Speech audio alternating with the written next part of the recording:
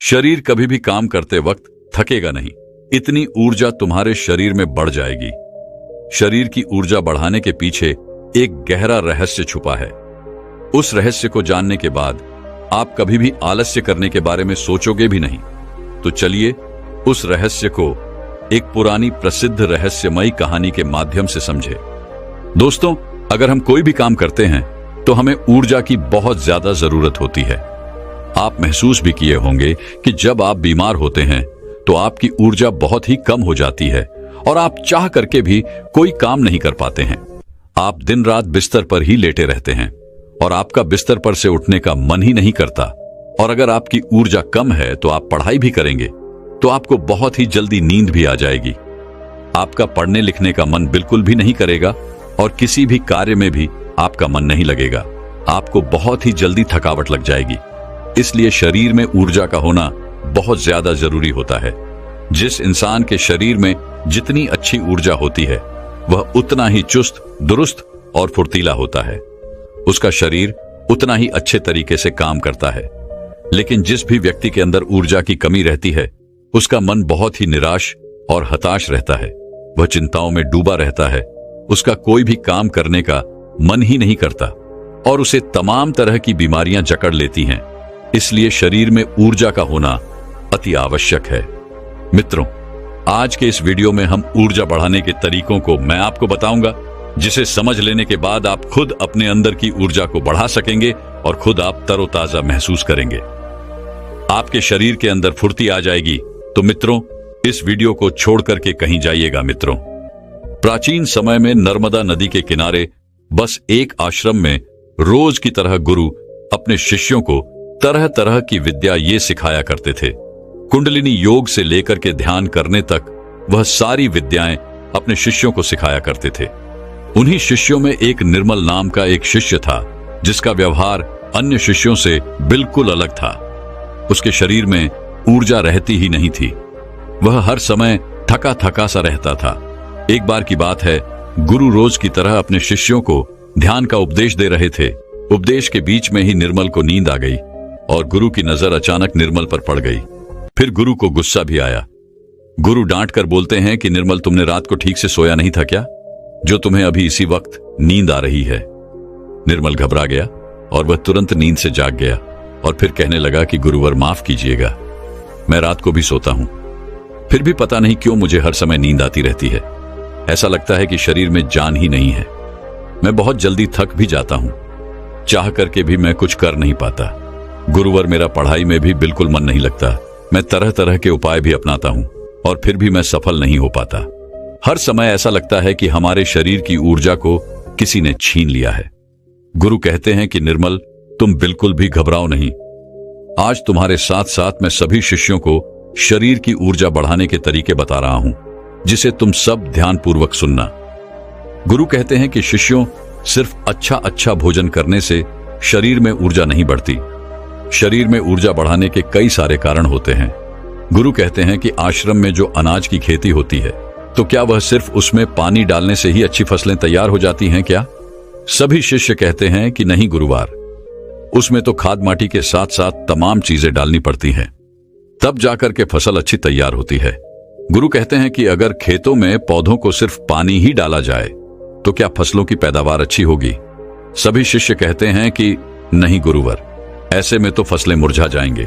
गुरु कहते हैं कि ठीक उसी प्रकार हमारे शरीर की भी हालत होती है। अगर हम सिर्फ खाना ही खाएंगे अच्छा तो भी हमारे शरीर में ऊर्जा नहीं पैदा होगी। अच्छी ऊर्जा पैदा करने के लिए कई सारे तरीके होते हैं। उनमें पहला तरीका है, कम खाने की आदत डालो। गुरु की इस बात को सुनकर के सब आश्चर्यचकित हो जाते हैं कि गुरुवर, अगर हम लोग बहुत कम खाना खाएंगे तो फिर हमारे शरीर में ऊर्जा कहां से आएगी? गुरु कहते हैं कि यही तो आज तक तुम सब समझ ही नहीं पाए। लोग सोचते हैं कि ज्यादा खाना खाएंगे तो शरीर में ताकत बढ़ेगी। ऐसा कुछ भी नहीं होता है। आप खाना पर्याप्त मात्रा में लीजिए, बल्कि मैं तो यह कहूंगा कि जितना आपको भूख है उसे थोड़ा कम ही खाइए। इससे क्या होगा कि जो आपकी शरीर की प्राण ऊर्जा है वह भोजन को जल्दी से पचा देगी और जो बाकी ऊर्जा बचेगी वह आपके शरीर की टूटी फूटी कोशिकाओं की मरम्मत करने में मदद करेगी। इससे आपके शरीर की प्राण ऊर्जा को आपके शरीर की देखरेख करने के लिए बहुत समय मिल जाएगा। और आप जब खाना पर्याप्त मात्रा में लेते हैं, बहुत ज्यादा खाना नहीं खाते हैं, तो आपका शरीर हल्का रहता है। और जब आपका शरीर हल्का रहेगा, खाना बहुत अच्छे तरीके से पच जाएगा, तो बाकी लोगों की तुलना में आप बहुत हल्का और ऊर्जावान महसूस करेंगे। गुरु कहते हैं कि जो लोग ज्यादा खाना खाते हैं, उनके शरीर की सारी ऊर्जा सिर्फ खाने को ही पचाने में लग जाती है और कई घंटों तक तो उनका खाना पचता ही रहता है और ठीक से उनका पाचन भी नहीं हो पाता। पेट उनका भारी भारी सा रहता है। लेकिन जो व्यक्ति कम खाते हैं, उनका पाचन बहुत ही जल्दी हो जाता है और फिर बचे हुई प्राण ऊर्जा शरीर की टूटी फूटी कोशिकाओं की मरम्मत करती रहती है। ऐसे लोग बहुत ही ऊर्जावान महसूस करते हैं। तुमने अजगर को तो देखा ही होगा। अजगर खाना खाने के बाद कई घंटों तक, या यूं कहे कि कई दिनों तक यूं ही अस्वस्थ पड़ा रहता है। उसके शरीर की फुर्ती ही चली जाती है। ऐसे ही हम सबके साथ होता है। अगर हम ज्यादा खाना खाएंगे तो हमारे शरीर की सारी प्राण ऊर्जा खाने के ऊपर लग जाएगी। पूरे दिन रात सिर्फ उस खाने को पचाने में लगी रहेगी। लेकिन अगर हम खाना पर्याप्त मात्रा में खाते हैं या जितना हमारी भूख है उससे कम खाते हैं, तो हमारे शरीर की बची हुई प्राण ऊर्जा हमारे शरीर की टूटी फूटी कोशिकाओं की मरम्मत करने में लग जाती है। गुरु कहते हैं कि पहले तो तुम सब यह करो कि जितना तुम्हें भूख है उससे थोड़ा कम खाओ और आज से ही इस रहस्यमयी तरीके को अपनाना शुरू कर दो। इसका असर तुम्हें 1 हफ्ते में दिखने लगेगा। गुरु कहते हैं कि दूसरी बात जो तुम सबको याद रखनी है हमेशा ऊर्जावान बने रहने के लिए, वह यह है कि पौष्टिक भोजन खाओ। गुरु कहते हैं कि अधिकतर लोग तो सिर्फ पेट भरने के लिए खाना खाते हैं। उन्हें लगता है कि उनका पेट बस भर जाए तो सब ठीक हो जाएगा। तो ऐसा बिल्कुल भी नहीं होता है। आपके शरीर को विभिन्न प्रकार के विटामिन्स की जरूरत होती है। अगर आपके शरीर को पर्याप्त मात्रा में विटामिन्स नहीं मिलेगा तो धीरे धीरे आपका शरीर कमजोर पड़ने लगेगा। मान लीजिए कि आपके शरीर में विटामिन ए की कमी रहती है, तो आपको रतौंधी रोग हो सकता है।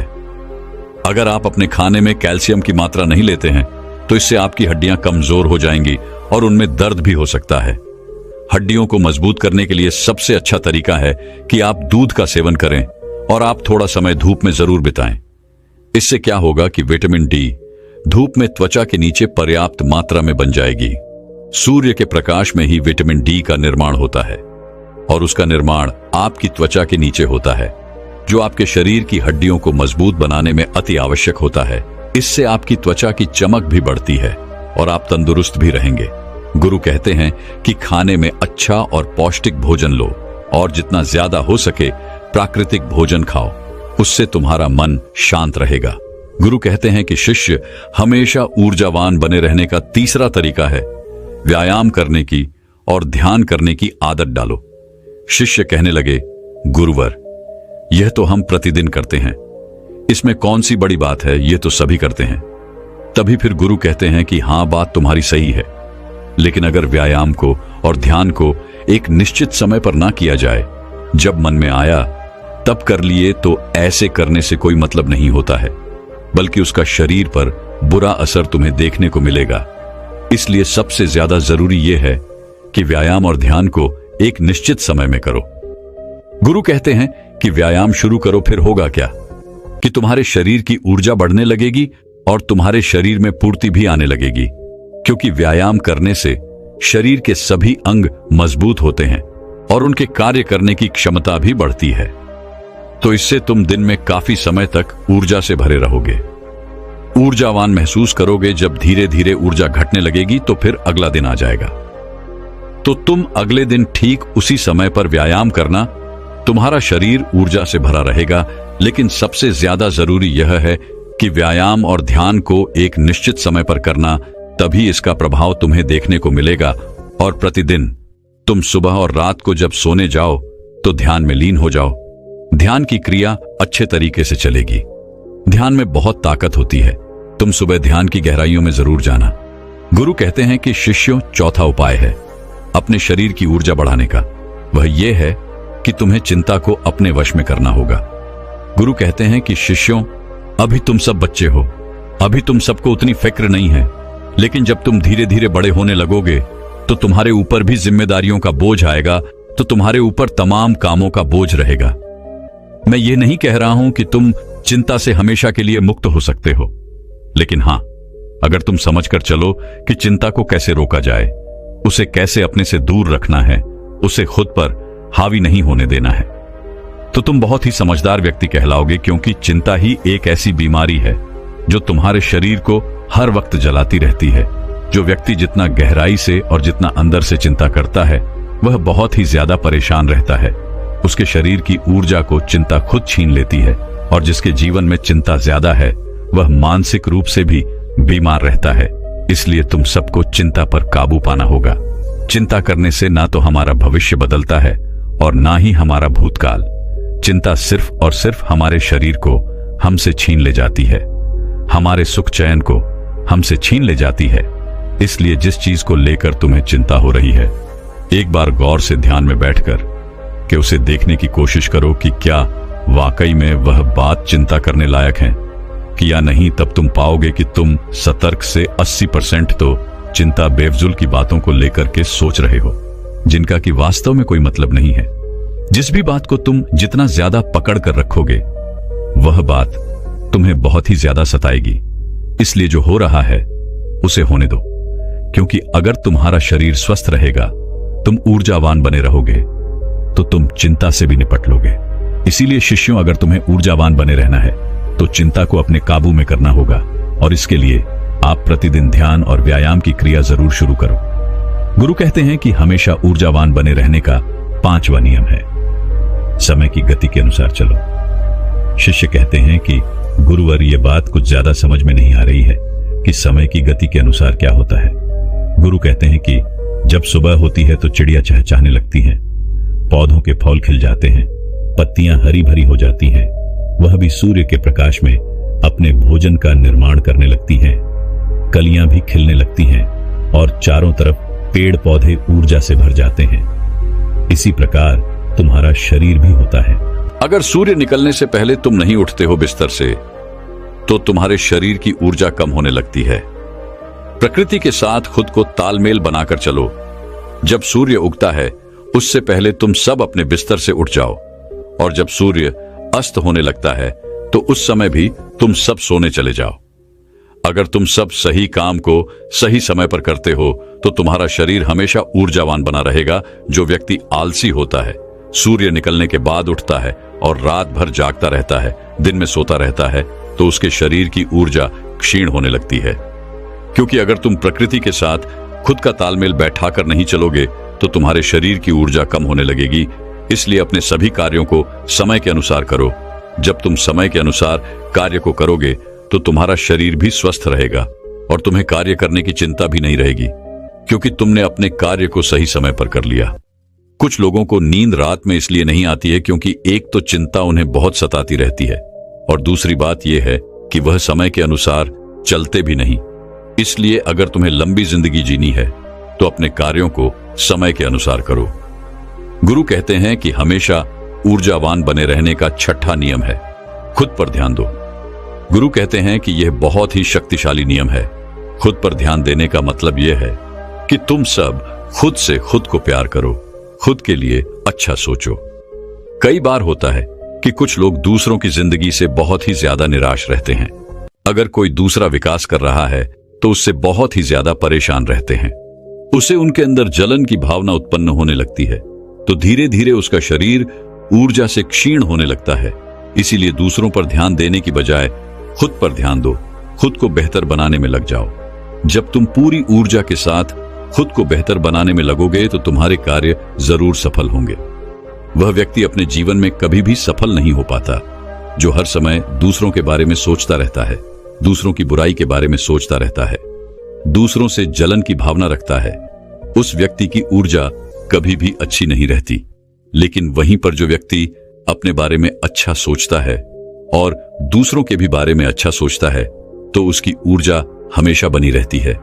इसलिए अपनी ऊर्जा को अगर बढ़ाना है, तो खुद के बारे में अच्छा सोचो और खुद से बहुत प्यार करो। जब कोई इंसान किसी दूसरे व्यक्ति से जलता रहता है, तो उसके हार्मोन्स नकारात्मक होने लगते हैं, और अच्छे हार्मोन्स कभी भी उसके शरीर से स्रावित ही नहीं हो पाते, जिससे उसकी ऊर्जा कम होने लगती है। लेकिन वहीं पर जो व्यक्ति अच्छा सोचता है, पॉजिटिव रहता है तो उसके शरीर के सभी हार्मोन्स सकारात्मक स्तर कैसे निकलते रहते हैं, जिससे उसके शरीर में ऊर्जा बनी रहती है। गुरु कहते हैं कि हमेशा ऊर्जावान बने रहने का 7वां नियम है, सकारात्मक रहें। कैसी भी सिचुएशन तुम्हारी जिंदगी में आ जाए, तुम्हें हमेशा सकारात्मक बने रहना होगा। जो व्यक्ति जितना ज्यादा सकारात्मक होता है, उसकी सोच उतनी ही ज्यादा सकारात्मक होती है। वह उतना ही अच्छे तरीके से परेशानियों से निपट सकता है। लेकिन जिसके दिमाग में हमेशा नकारात्मक बातें ही भरी रहती हैं, वह नकारात्मक बातें ही सोचता रहता है, तो उसकी ऊर्जा लगातार नीचे की तरफ बहती रहती है, जिससे उसके शरीर की ऊर्जा धीरे धीरे क्षीण होने लगती है। लेकिन जिस भी व्यक्ति के अंदर सकारात्मक भावनाएं पैदा होती हैं, सकारात्मक बातें वह सोचता है, तो उसके अंदर की ऊर्जा ऊपर की तरफ बहती है। और जब ऊर्जा ऊपर की तरफ बहती है तो वह किसी भी कार्य पर, किसी भी तत्व पर बहुत ही अच्छे तरीके से सोच पाता है। और जब वह किसी कार्य को करता है तो उसमें वह सफल जरूर होता है। इसीलिए शिष्यों हमेशा सकारात्मक बने रहना बहुत ज्यादा जरूरी होता है। जरूरी नहीं कि हर पल आप सकारात्मक ही रहे, लेकिन अगर आपकी सोच सकारात्मक है तो आप तमाम तरह की मुश्किलों से पार जा सकते हैं, मुश्किलों को अपनी जिंदगी से हरा सकते हैं। इसीलिए सकारात्मक सोच के साथ आगे बढ़ने का प्रयास जरूर करो। गुरु कहते हैं कि शिष्यों, ये 7 नियम अगर तुम सब अपना लेते हो तो तुम्हारे शरीर की ऊर्जा कभी भी कम नहीं होगी। हमेशा तुम ऊर्जावान बने रहोगे और निर्मल। तुम तो मेरी ये 7 बातें आज से ही अपनाना शुरू करो, और अभी से, ताकि तुम्हारे शरीर की ऊर्जा ऊपर की तरफ बहे और तुम सकारात्मक सोच सको। हर पल तुम्हें नींद नहीं आएगी और तुम्हारा शरीर ऊर्जा से भरा रहेगा। गुरु ये 7 नियम बता करके शांत हो जाते हैं।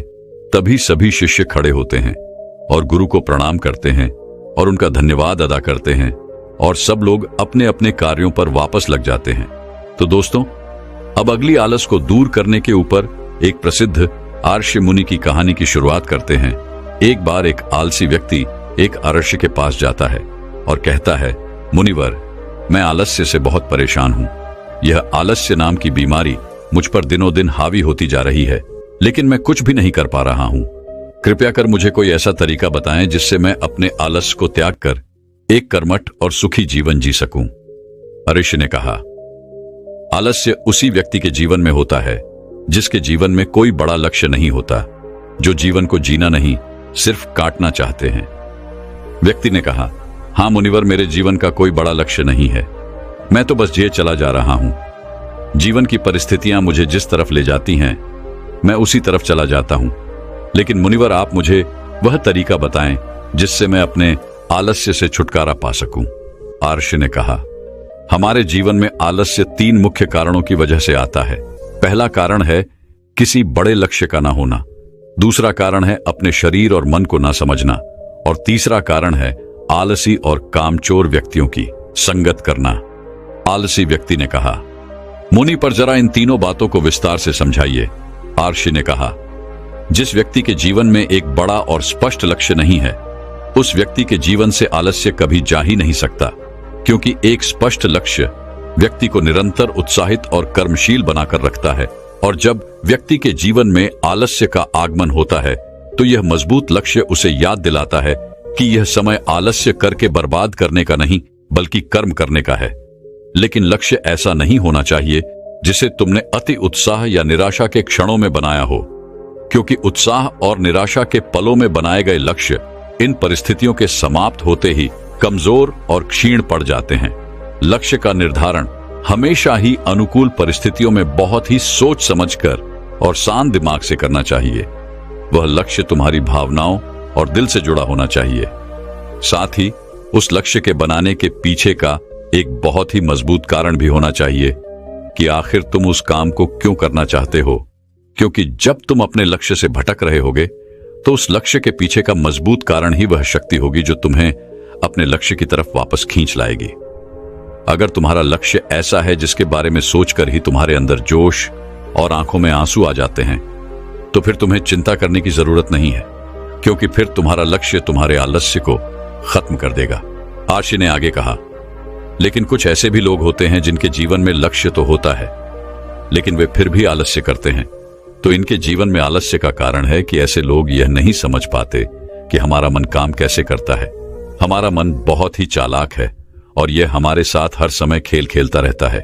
यह कभी भी किसी काम का विरोध नहीं करता, बल्कि या तो उस काम को टालता है या फिर उस काम को करने में आने वाली कठिनाइयों को बढ़ा चढ़ाकर दिखाता है। जैसे कि अगर तुम इससे कहोगे कि पढ़ाई करनी है, तो ये कहेगा थोड़ी देर आराम कर लेते हैं फिर पढ़ाई करेंगे।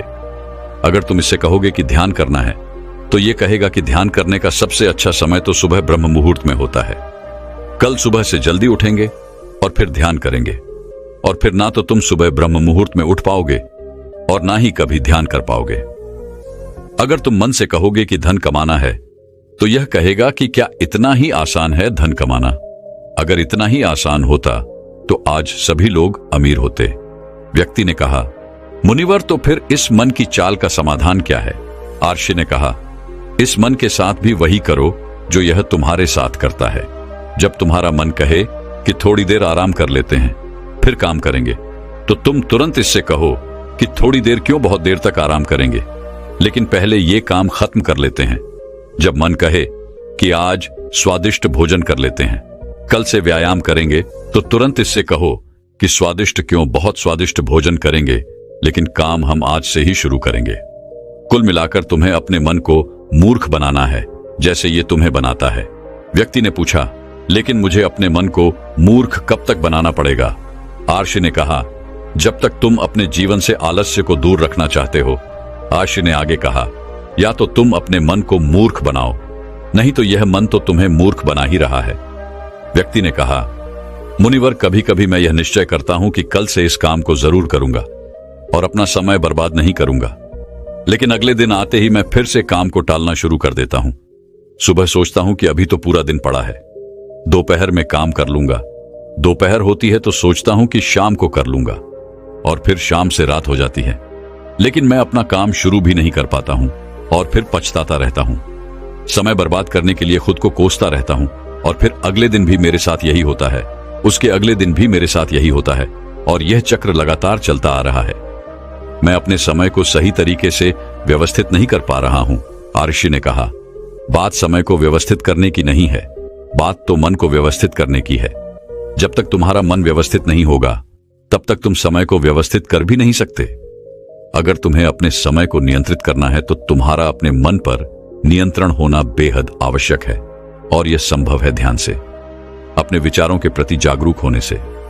दोस्तों, आर्षि ने उस आलसी व्यक्ति से ठीक ही कहा है कि हम अपने मन को व्यवस्थित किए बिना अपने समय को व्यवस्थित नहीं कर सकते। व्यक्ति ने कहा, मुनिवर, लेकिन कभी कभी ऐसा भी होता है कि किसी काम को करने का मन भी होता है, वह काम जरूरी भी होता है, लेकिन तब हमारा शरीर आलस्य करता है। हमारे शरीर में इतनी ऊर्जा नहीं होती कि हम उस काम को कर सके। यदि हम उस काम को शुरू भी कर देते हैं, तो बहुत ही जल्द हमारा शरीर थक जाता है। फिर या तो हम उस काम को आगे के लिए टाल देते हैं, या फिर अगर उस काम को करते भी हैं, तो वह काम ठीक से नहीं हो पाता। आर्षि ने कहा, तुम अपने मन को तो मूर्ख बना सकते हो, लेकिन अपने शरीर को कैसे मूर्ख बनाओगे? शरीर चलता है ऊर्जा से, और ऊर्जा मिलती है भोजन से। लेकिन अगर तुम ऐसा भोजन करोगे जिसमें खुद कोई ऊर्जा नहीं है, कोई जीवन नहीं है, तो तुम्हारे शरीर को ऊर्जा कैसे मिलेगी? तुम्हारा शरीर पूरे दिन आलस्य से घिरा रहेगा। ऊर्जा रहित भोजन से मेरा आशय ऐसे भोजन से है जो हम सिर्फ स्वाद के लिए खाते हैं, जिसे ग्रहण करने से हमारे शरीर का संपूर्ण विकास नहीं होता। इसीलिए तुम ऐसा भोजन ग्रहण करो जो तुम्हारे शरीर में ऊर्जा भरे, ना कि आलस। व्यक्ति ने कहा, मुनिवर, मैं यह तो समझ गया कि कैसा भोजन आलस्य पैदा करता है, लेकिन अब आप मुझे आलस्य के तीसरे कारण के बारे में बताइए कि बुरी संगत कैसे हमें आलसी बना सकती है। आर्षि ने कहा, किसी भी इंसान के जीवन में इस बात का सबसे ज्यादा फर्क पड़ता है कि वो कैसे लोगों के साथ अपना समय व्यतीत करता है, क्योंकि कोई भी इंसान अपने आसपास के माहौल और लोगों से सबसे ज्यादा प्रभावित होता है।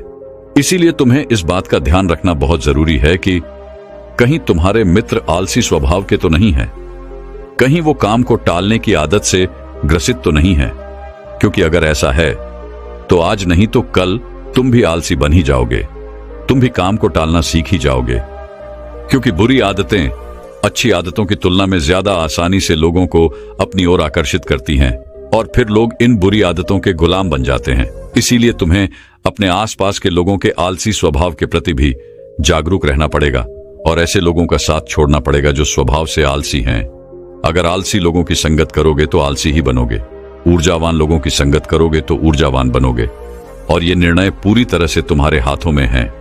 इसीलिए कर्मठ और ऊर्जावान लोगों के साथ रहो, और अगर तुम्हारे आसपास ऐसे लोग नहीं हैं तो अकेले रहने की आदत डाल लो। व्यक्ति ने कहा, गुरुवर, लेकिन मैं शुरुआत कहां से करूं? आर्ष ने कहा, शुरुआत करो एक स्पष्ट और मजबूत लक्ष्य को बनाने के साथ, जिसके बनाने के पीछे का एक मजबूत कारण भी होना चाहिए। उसके बाद अपने मन को खुद को मूर्ख मत बनाने दो, बल्कि इसे मूर्ख बनाते रहो, क्योंकि जैसे ही तुम इसे मूर्ख बनाना बंद करोगे, ये तुम्हें मूर्ख बनाना शुरू कर देगा। उसके बाद अपने शरीर का ख्याल रखो कि तुम कैसा भोजन करते हो। ज्यादा से ज्यादा हल्का भोजन करने की कोशिश करो, क्योंकि भोजन को पचाने में ही हमारा शरीर बहुत सी ऊर्जा नष्ट कर देता है, जिससे बाकी कामों को करने के लिए कम ऊर्जा बचती है और फिर हम आलस्य और कमजोरी महसूस करते हैं। आसानी से पचने वाले और ऊर्जा से भरपूर पदार्थ ही अपने भोजन में शामिल करो। उसके बाद अपने सोने और उठने का समय निश्चित करो, इससे तुम ज्यादा अनुशासित रह पाओगे। अपने दिनचर्या में रोज व्यायाम और ध्यान का समय भी निश्चित करो। साथ ही किसी भी काम को खत्म करने का एक समय निश्चित कर दो। इससे तुम्हारा दिमाग उसी समय तक काम को पूरा करने के लिए खुद को प्रेरित करेगा, जिससे तुम किसी भी काम को समय पर खत्म कर पाओगे। इसके बाद सबसे महत्वपूर्ण बात कि आलसी और कामचोर लोगों की संगत करना छोड़ दो और खुद के साथ समय बिताना शुरू करो। अगर तुमने इन सारी चीजों का पालन किया तो आलस्य तुम्हारे जीवन से पूरी तरह से गायब हो जाएगा। ये सारी बातें सुनने के बाद व्यक्ति ने कहा, मुनिवर, आलस्य से छुटकारा पाना तो बहुत ही आसान है।